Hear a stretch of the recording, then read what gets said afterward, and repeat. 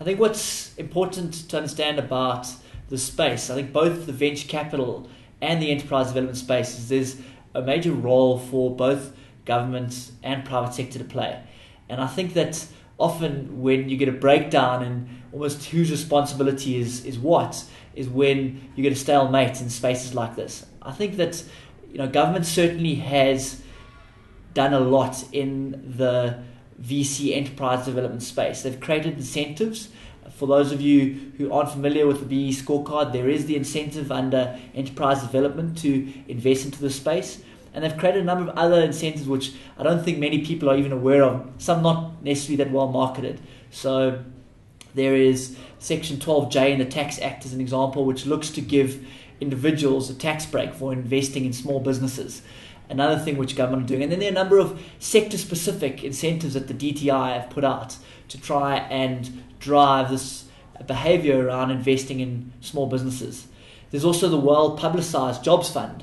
And I think that it's a very difficult thing to understand, conceptualize, and then implement a fund of that size, 9 billion, in a way that tangibly is set up to be successful in this SME space, and you have the right skills and conduits to do it. But certainly the DBSA, who have been given that mandate, are also trying to do a lot of work in that space.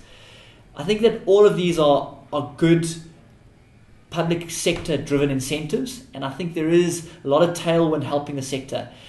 I think at the same time there's a lot of really good intent in the private sector space, and I mean you only need to look at what SAB are doing with their Kickstart program, with their supply development program, and what Sasol are doing with Siyaka, and which is a supplier development fund, and a number of the other initiatives that come out of Chem City, and what Anglo are doing with Anglo Zimele, to understand that there are a number of corporates who really think more than just the letter of the codes and really embrace the spirit of the codes as well. But for me, the crux of all of this is actually getting the two sides to speak to each other, because I think there's a lot of good intent on both sides.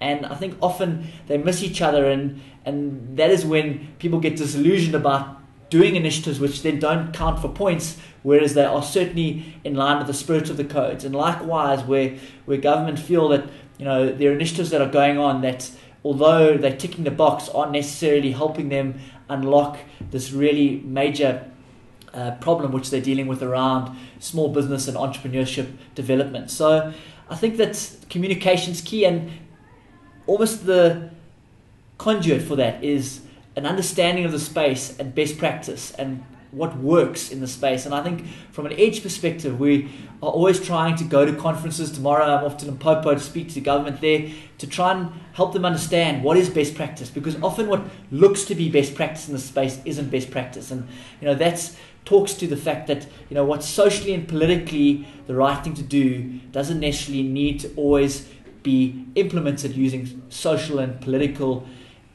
mandates or social and political incentives, but rather using management and commercial best practice.